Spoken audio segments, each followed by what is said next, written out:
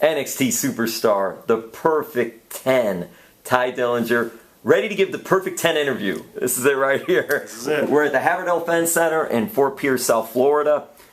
Tye, how did you get started in professional wrestling? What just drew you to this sport, this entertainment?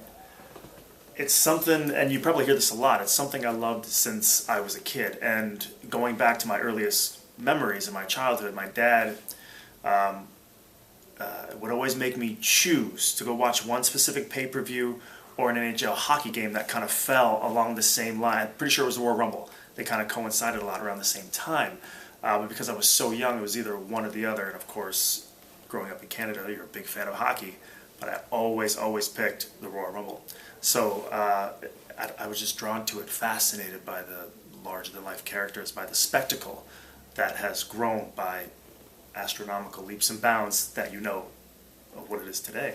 But yeah, I was just drawn to it. I couldn't put it into words. Clearly, I can't put it into words how mesmerized I was as a kid. In Canada, especially, you mentioned hockey, but professional wrestling is also huge in Canada. Mm-hmm. So for you, how did you balance that? Because you grew up playing hockey, correct? Yes. How far did you go with your hockey? Talk a little bit about your hockey prowess, your hockey career. How far did you want to go with hockey? I probably didn't go as far as I would have liked to in hockey. I played for a long time, probably about 12 years. But hockey in Canada is very, very competitive. And I just wasn't good enough to get to where, as a kid, of course, you want to get to the NHL. If you're playing hockey, that's all you want to do. You want to be in the NHL. But unfortunately, I wasn't that good at hockey. But on the bright side, it led me down a different path.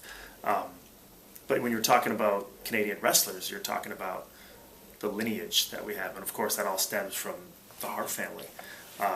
So I was a huge fan of Bret Hart. If you're a kid in Canada growing up watching wrestling and you're not, you might want to jump the border a little bit, maybe flip sides. But yeah, from those guys to the Chris Jerichos, to the Lance Storms, to the Christians and Edges, we have a rich lineage in wrestling history in Canada. Was it hard to give up the skates? No, it wasn't hard to give up the skates. As I got older, probably in my later teens, while I was still playing, I came to terms with the fact that maybe I'm not as rich and skilled when it comes to hockey as I would have liked to be. You're not going to be the next Wayne Gretzky? I'm not going to be the next Wayne Gretzky or Sidney Crosby. I'm not going to be any of those guys, but I love the sport. I still follow it. I still love it, and that was good enough for me. I was fortunate enough to play for a long time, so couldn't be happier with it. Toronto? Is this the area you're from? I'm actually from St. Catharines, which is about 40 minutes from Toronto with no traffic, and about 5 minutes from Niagara Falls, Canada. So I'm in a very small, not a small town, but about 120,000 people, but it's right in the middle there, right in between. So are you a Maple Leafs fan? To any Canadians watching, I apologize in advance. I'm not a Maple Leaf fan. I'm not a Canadiens fan either. I'm a Canucks fan, actually. My father, huge Toronto Maple Leaf fan from day one, tried to convert me. Couldn't roll that way. I went with the Canucks. I'm still Canadian, but no, not a Maple Leafs fan. Were you a Pavel Bure fan? I was a huge Pavel Bure fan. Come on now, you did your homework. I'm impressed. Huge Pavel Bure fan, the Russian Rocket. So yeah, he's incredible player, speed. He was always exciting to watch. He reminds me a lot him and Ovechkin nowadays. He's just exciting to watch when he has the puck. You can't help but watch. Do you still follow hockey now? When you have time, are you watching it, and do you still like the Canucks? I still like the Canucks. I don't follow hockey as much as I would like to keep up on it, but I have the Canucks app, and that's about as close as I can get. And they have a great mascot. Finn is awesome. That's right. If you're a Canucks fan, you know with the steam coming out and everything, it's awesome. So, going from hockey to pro wrestling, how did you get to that journey? How did you get to that path of saying, okay, now I'm going to try this? How do you find it? I was a big fan all throughout high school, and I kind of found a group of friends that I probably wouldn't have found had it not been for wrestling. We all congregated together over the love of professional wrestling. So when there would be pay-per-views, we'd all meet at one spot, we'd all watch, and that was kind of like a ritual for a couple of years.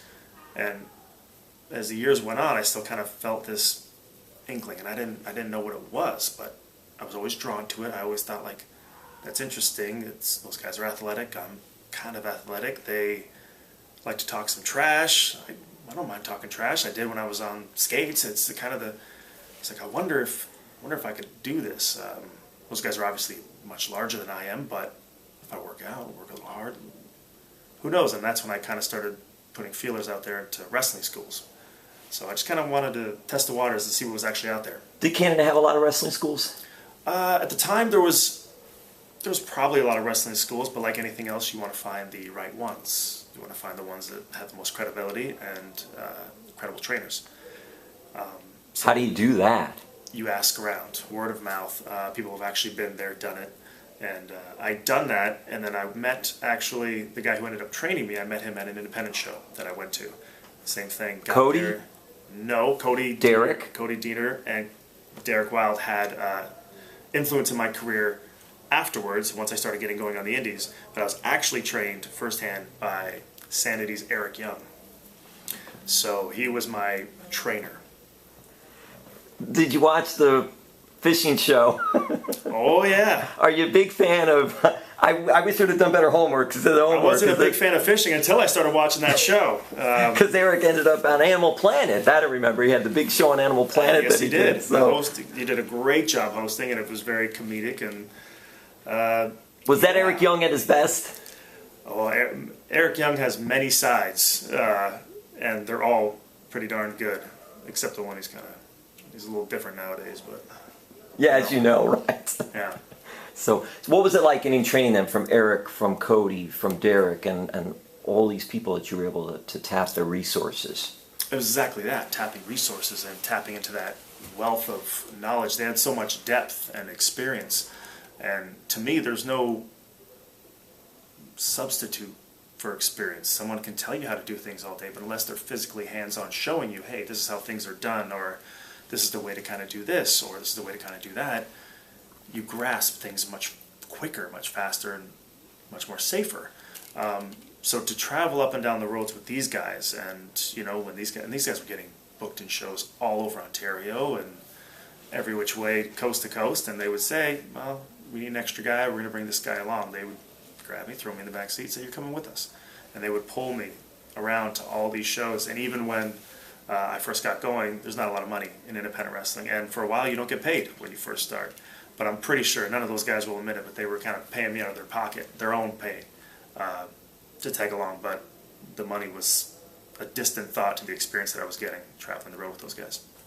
Now, you are the perfect 10, and we see that in the ring. That's the rumor. We see that all the time. But what I want to know is, what were you like when you were not so perfect 10, back in the early days, and just getting started? And what do you recall about even like maybe your first match or first couple matches, and just how you have evolved from then to now?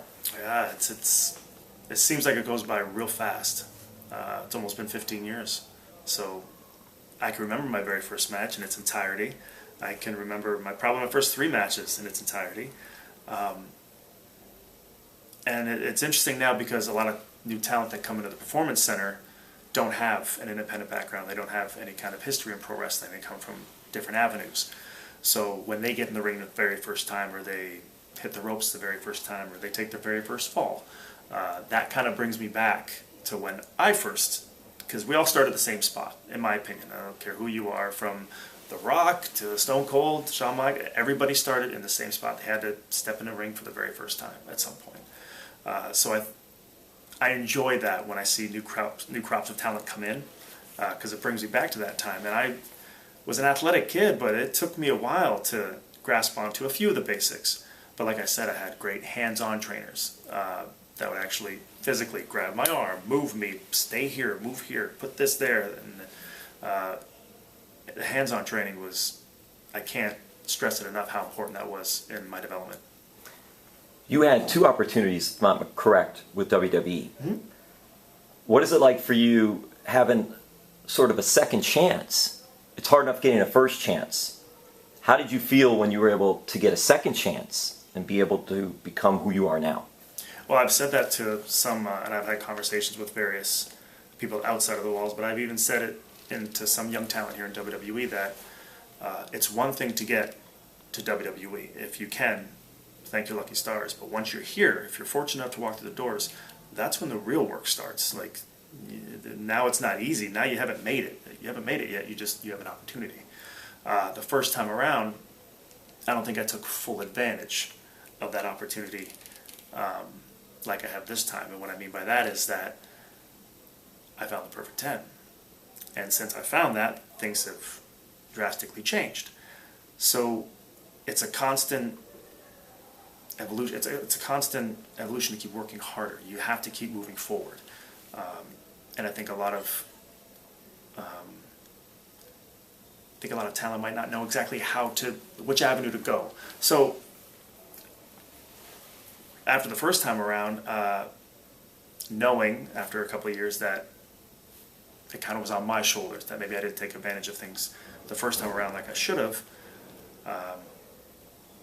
I went back to the Indies and floated around a little bit, kept working hard, but kept searching for that one thing. Luckily, through the right people, I got a second opportunity. And I think that's all any athlete can really ask for when they want one thing more than anything else. Luckily enough, you hang in there and good things will happen. So I hung in there.